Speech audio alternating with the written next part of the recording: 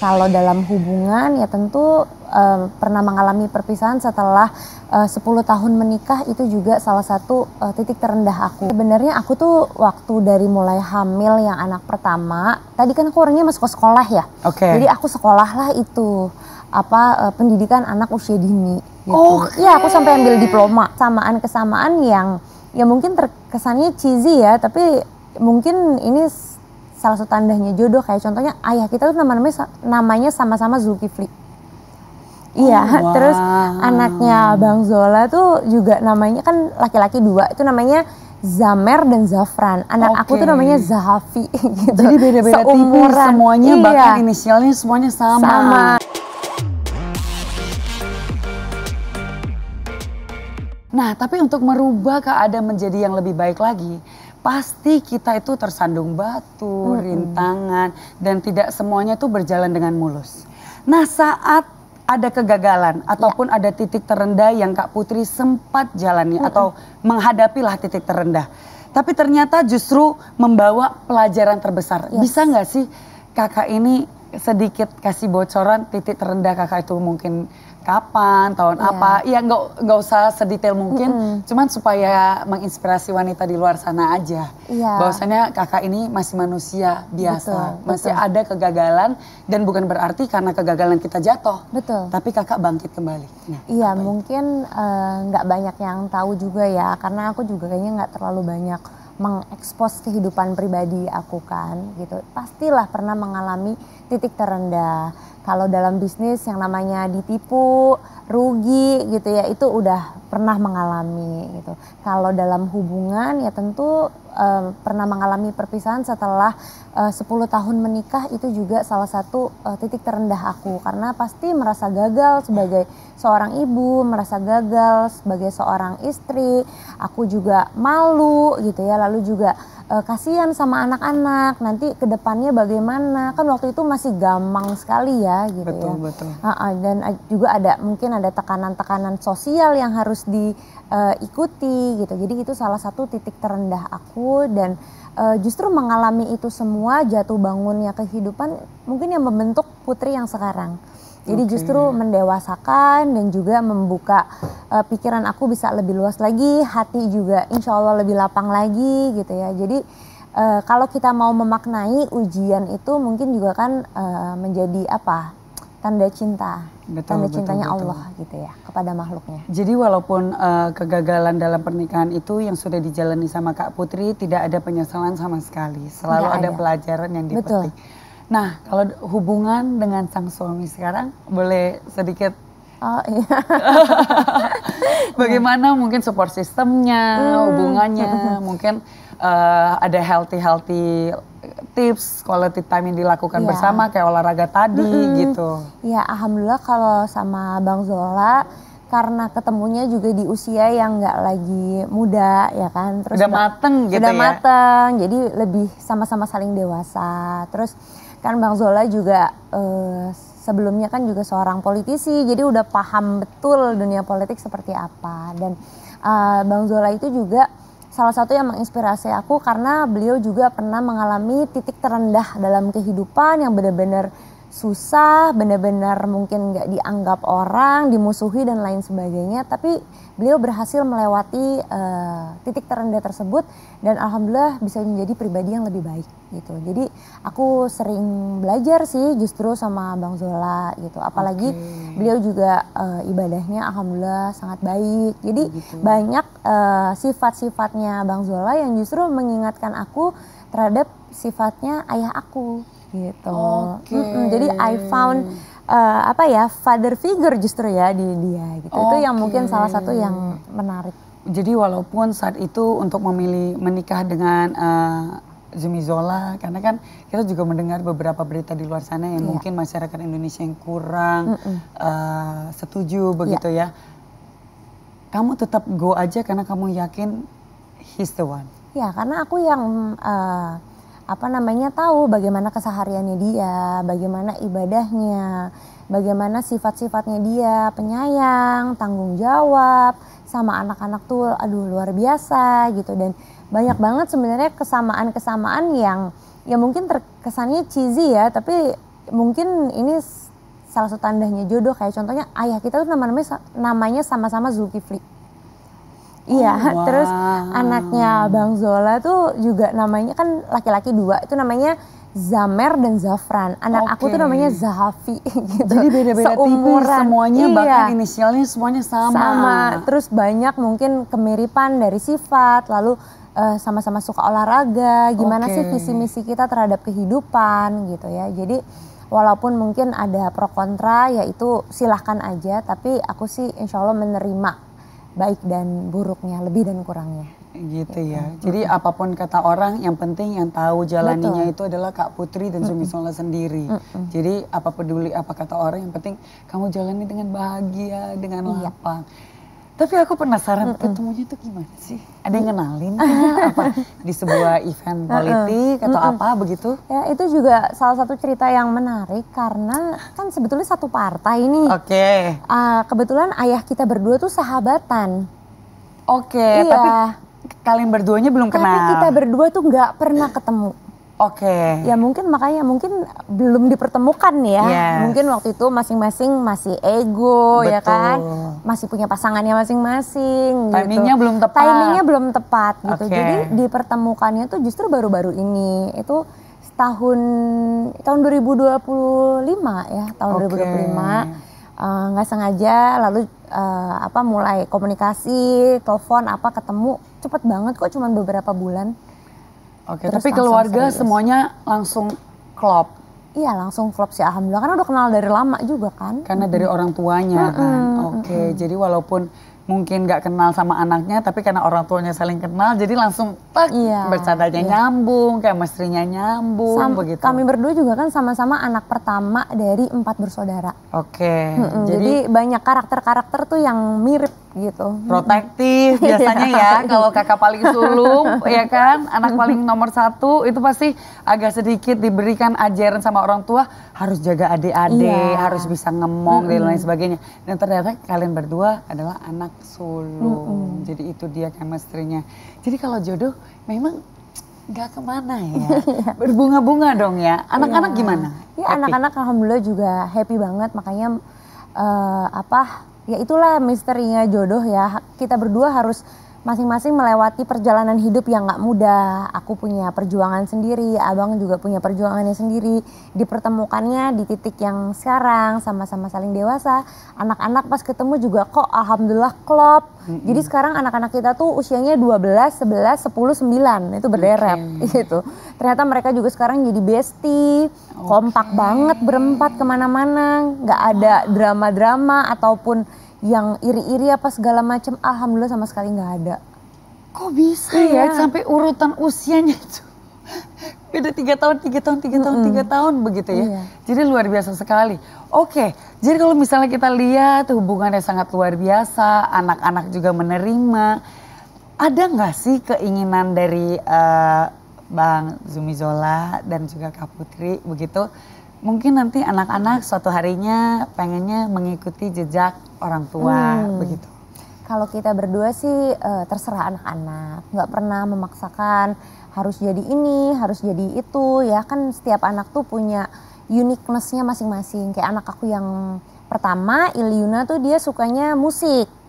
Iya, dia main piano, main cello, suka nyanyi, suka kayak apa tuh jadi dia ikutin semua tuh kelas-kelasnya. Suka lukis. Iya, jadi dia kayak lebih otak kanan ya, sukanya tuh yang kreatif. Ya silakan aja. Kalau yang nomor 2, Zamer itu lebih ke akademis gitu. Dia sekolahnya suka, jago. Iya, kalau yang nomor 3, Zahafi itu sukanya berbau-bau sains. Iya, kalau bisa jadi dokter penelitian nanti. Amin. Kalau yang bontot, yang Zafran sukanya yang sports, pokoknya bergerak gitu. Jadi masing-masing punya kesukaannya. Ya aku cuma berpesan, pokoknya kalau kalian punya hobi, punya sesuatu yang unggul, itu jadi yang terbaik di bidangnya masing-masing. Jadi buat Kak Putri dan juga Bang Zumi Zola ini memberikan kebebasan buat anak-anak memilih apapun yang mereka sukai, asalkan itu adalah sesuatu yang positif, begitu ya. Betul. Jadi itu adalah sesuatu yang luar biasa sih, soalnya kadang-kadang kalau misalnya ajaran orang tua yang zaman dulu, kadang memaksakan malah anaknya yang nggak mau, benar, begitu benar, ya. benar. Bahkan kalau misalnya diasah skillnya kan, jadinya ketahuan skill terbaik itu di mana, begitu kan. Parenting ini diterapkannya itu dari mana sih? Apakah ada ajaran dari orang tuanya Kak Putri gitu, Bapak gitu, atau Opi begitu? Sebenarnya aku tuh waktu dari mulai hamil yang anak pertama, tadi kan aku orangnya masuk ke sekolah ya. Jadi aku sekolah lah itu pendidikan anak usia dini gitu. Iya, aku sampai ambil diploma. Jadi aku belajar banget cara mendidik anak usia keemasan tuh 0 sampai 6 tahun bagaimana, parentingnya bagaimana, terus juga kebetulan anak aku yang nomor 3 Zahafi itu juga dia kan ada special needs ya, jadi aku juga belajar tuh pendidikan untuk anak berkebutuhan khusus kayak gitu. Jadi bener-bener memang aku berusaha mempelajari, makanya tadi aku bilang seorang ibu tuh wajib banget smart sih, dia wajib pintar, wajib punya edukasi, ya entah itu sekolah formal atau dia rajin ya ambil les, nonton di YouTube kan sekarang juga udah banyak seminar-seminar dan lain sebagainya, karena dia harus membekali anak-anaknya. Nah dari situ aku belajar bahwa anak-anak itu tidak hanya memiliki satu jenis kecerdasan. Kalau kita zaman dulu kan kecerdasan tuh diukur dari nilai IQ lah, matematika harus 9, raport, ya kan. Ternyata kecerdasan tuh ada banyak, ada musical intelligence, ada kinesthetic intelligence. Jadi setiap anak tuh punya keunikannya masing-masing. Tugas kita sebagai orang tua untuk mencari uniknya apa, kita asah, dan hopefully they become the best version of themselves. Wow, ini every woman or all mothers in Indonesia, all globally harus dengar tips ini. Karena biarkan anak-anak itu berkembang sesuai dengan skillnya. Tapi ini ada yang penting yang perlu aku pertanyakan ya. Mungkin sebagai Kak Putri ini kan menjalankan sebagai politikus, seorang public figure, entrepreneur, seorang ibu. Saya yakin ada kehidupan rumah tangga ataupun privacy yang mau disimpan. Itu kira-kira seperti apa sih ngejalaninya? Apa sih yang kamu tahan atau limited yourself for, atau ada boundaries untuk bisa menjaga privilege itu? Kalau aku sih misalnya media sosial gitu ya, aku lebih banyak menggunakan media sosial ya untuk posting yang kerjaan. Kan sebagai anggota dewan tuh memang kita harus melaporkan kinerja kita kepada masyarakat. Nanti kalau nggak posting kerjaan dibilangnya nggak kerja gitu kan. Betul. Iya. Kalau hal-hal yang personal misalnya tentang anak-anak, tentang suami ya seperlunya aja. Aku nggak mau yang terlalu istilahnya mengekspos atau gimana, karena mereka juga masih kecil-kecil ya, masih punya privacy dan belum tentu mereka tuh suka di expose, konten-kontenin, di video-videoin, belum tentu mereka suka gitu. Jadi biar aja mereka tumbuh dengan privacy tersebut. Kalau lagi mau baru nggak apa-apa. But this is very thoughtful, karena kadang-kadang kan kalau kita memiliki anak di bawah umur, sebenarnya mereka belum bisa memilih atau berpikir secara jelas apakah ini adalah kehidupan yang saya mau, hidup saya diekspos dari kecil. Mungkin di usia yang agak dewasa, 20 tahun, mereka sudah sadar, aku nggak mau selama ini hidup aku diekspos, kenapa mama sudah mengekspos. Banyak mungkin parent-parent di luar sana yang tidak menyadari hal itu. Ini kan berarti Kak Putri di sini sudah memberikan sebuah statement bahwasanya sebenarnya anak-anak dari kecil sudah harus dijaga privasinya sampai mereka bisa memilih pilihan kehidupan mereka sendiri. Apakah mereka mau mengekspos kehidupan mereka atau tidak begitu ya? Iya, aku sih walaupun anak-anak masih di bawah umur ya, tapi aku selalu treat them not just as kids, tapi aku berusaha memperlakukan mereka sebagai lawan bicara yang imbang. Jadi aku tanya biasanya misalnya, Kak mau nggak foto keluarga? Atau Kak mau nggak apa gitu, misalnya video ini boleh nggak? Kalau dia mau oke. Kalau dia nggak mau ya aku nggak pernah maksa. Wow, I appreciate that so much, karena mostly parent they do things like without asking permission from their kids, karena mereka merasa anak-anak mereka lebih younger, jadi ya udah mom take decision. Tapi di sini Kak Putri bisa memberikan sebuah statement bahwasanya Kak Putri ini nanya izin dulu kepada anaknya, apakah kamu nyaman jika mama posting yang ini? Kalau kamu nggak nyaman, mama nggak posting begitu ya. Ini banyak yang perlu dicontoh oleh ibu-ibu di Indonesia ya. Semoga aja ini bisa membantu begitu ya. Jadi ada last question. Oke. Apa tuh last questionnya? Agak jedak-jeduk nih. Hah? Oke, jadi. Nah, kalau misalnya tadi kita ngomongin soal privacy, it's a privilege. Boleh dong, di sini kan karena kita iTalk mendapatkan waktu eksklusif bersama dengan Kak Putri. Ada nggak sih sifat dari Kak Putri ataupun kesukaan ataupun bad habit atau apa gitu dari Kak Putri yang nggak banyak orang tahu, cuman boleh tahu di kita aja gitu? Aku sebenarnya kalau di rumah kalau sama suami aku manja orangnya. Oh, walaupun kamu kelihatannya kayak independen, apa kayak gitu. double personality gitu loh. Kalau di pekerjaan ya pasti dituntut untuk kita firm, kita independen, kita harus tegas. Gitu. Apalagi di posisi pimpinan nggak mungkin dong. Manja di depan publik ya kan. Tapi kalau balik ke rumah ya aku manja dan mungkin banyak sisi lembutnya, kewanitaannya. Gitu ya. Iya, kewanitaannya dan justru menurut aku we have to embrace ya sisi yang itu, jangan sampai hilang nanti jadinya maskulin dong. Setuju gitu kan. banget, setuju banget. Aku pernah dengar sebuah quotes ya. The stronger the women are, the more baby they need to be in the house. Iya, benar. Jadi kalau ditranslate itu semakin kuat seorang wanita itu sebenarnya kalau di rumah dia itu harus seperti dibaikan, dimanjain, disayangin karena dia build so much defense out there. Pas di rumah dia pengen let go. Itu benar sih. Oke, thank you so much for the interview. Sekarang saatnya kita masuk ke game. Kartunya itu adalah happy for sharing. Oke, kita kocok dulu. Etek, dua kartu ya. Nah, Kak Putri silakan menarik dua kartu, ditutup dulu dua-duanya di meja.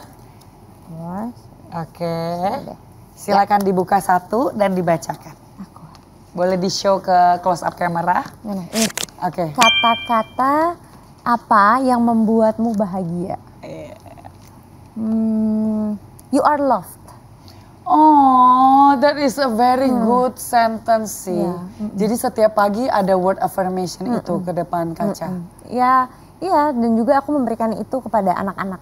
Gitu. Oh my God, Jadi you are loved. Ya, you are Jadi loved. kamu itu dicintai, dicintai oleh semua orang. Jangan merasa kamu tuh diri sendiri, kamu dicintai Tuhan, dicintai sama bumi ini, begitu ya. Makanya kita masih bisa bernapas. Very good answer. Next one. Oke, one more. Kapan terakhir kamu menangis bahagia? Very good question. Kayaknya it was my birthday. Itu kapan? 13 Mei kemarin. Oh jadi baru 2 bulan, nggak nyampe 2 bulan yang lalu lah ya kurang lebih ya. Iya. Oke, itu kenapa bisa tertawa bahagia? Apa yang bisa bikin kamu tuh sampai tiba-tiba tulus gitu nangisnya? Iya karena bersyukur banget kan waktu itu kumpul-kumpul keluarga dan orang-orang terdekat. Intimate. Gitu ya, intimate. Waktu itu suami aku kasih surprise kan. Dan di situ mungkin momen dimana aku merasa wah alhamdulillah maksudnya dikasih nikmat yang begitu banyak gitu ya sama Allah. Dikasih suami yang baik, suami yang soleh. Putra-putri sekarang ada 4 terus semuanya gabung gitu jadi one big family. Itu sih aku merasa bersyukur banget. Kayaknya nggak bisa ditukar dengan apapun. Gitu. Jadi saat di surprise nlangsung nggak bisa menahan semua emosi and the happy tears come out. Oke, kita nantikan lagi happy tears berikutnya dari Kak Putri ya. Wow, ini benar-benar interview yang sangat luar biasa menurut aku ya Insertizen karena kita nggak mendapatkan banyak saja lika-liku kehidupannya dari Kak Putri, tapi yang paling penting sebagai wanita saya yang di sini aja bisa mendapatkan banyak pelajaran, petikan, informasi dan inspirasi untuk tetap berani bermimpi besar. Dan jangan lupa aksi nomor 1. Setuju ya Kak Putri ya? Dong. Thank you so much for coming here. Thank you so much buat waktunya. Mungkin ada kata-kata yang bisa disampaikan ke Insertizen sebelum kita closing. Buat semua perempuan-perempuan hebat yang nonton, kalian semua harus merasa cinta terhadap diri kita sendiri, harus value terhadap diri kalian sendiri. Jangan pernah takut untuk bermimpi besar, jangan banyak yang harus dipikirkan. Kalau ada suatu keinginan, just do it, lakuin aja. Kalau ada kegagalan, ambil itu sebagai proses kehidupan untuk bisa lebih baik lagi. Oh wow, let's give it up to Putri guys. Insertizen, thank you so much for joining us di iTalk session kali ini. Pastinya kita akan selalu tayang di www.insertlife.com. So don't go anywhere, keep watching us and see you next time.